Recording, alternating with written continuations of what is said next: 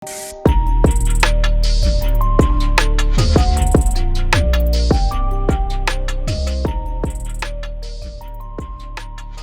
Rizky Nabila melahirkan, Al-Fat Fathir justru meminta tes DNA.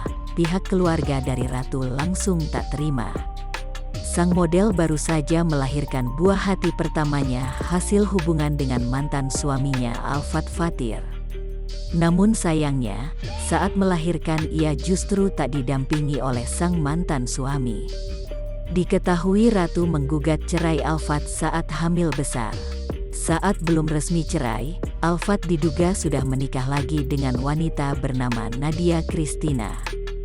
Bak jatuh tertimpa tangga. Kini beredar kabar bahwa Al-Fat Fathir tak mengakui anak yang baru saja dilahirkan oleh Ratu Rizky Nabila tersebut.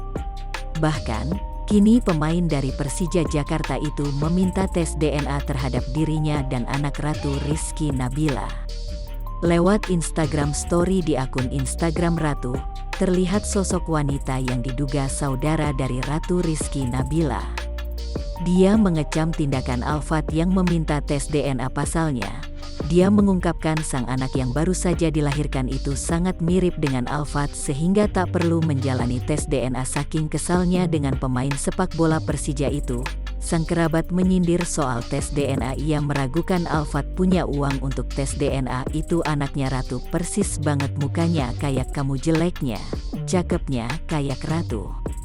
Itu gabungan, mukanya, jadi nggak usah tes DNA kalau mau tes DNA. Emang kamu punya uang buat tes DNA-nya?